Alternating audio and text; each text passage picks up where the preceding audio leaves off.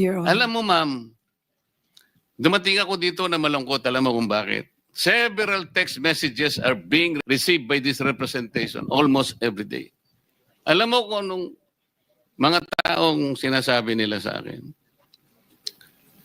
Nakikita po namin, sabi niya, kung paano winawaldas ang pera ng bayan.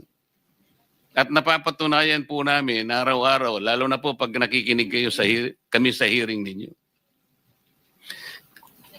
Kami po, pawis, dugo ang puhunan namin dito. Lalong-lalo na po kami na nasa mababa lang ang kalagayan. Pinipilit naming magbayad ng buwis.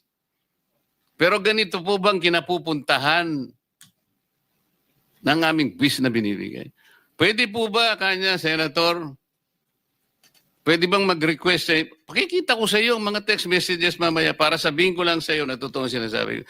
Pwede bang ilaban nyo kami na next year wag muna kaming magbayad ng buwis? Sapagkat ito palang kinapupuntahan. What do you think I should tell them? Can you help me provide an answer to these people? Mr. BIR, kung nandiyan ka pa po. Can you help me tell them kung anong dapat kong sabihin sa kanila? Their observation is valid. Pera po nila ito eh. Ganito po ang kinapupuntahan eh. What will I tell them?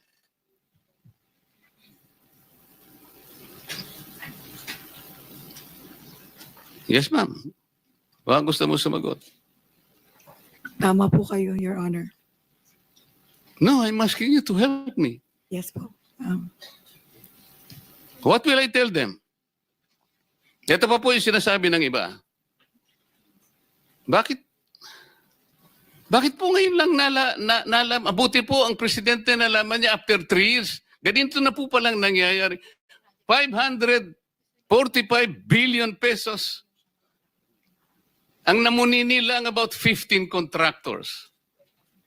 There are about 29,000 o 19,333 contractors as of August 29, 2025. Mr. Pickup, tama? Yes, Your Honor. 15 lang. Representing 18% of the pie.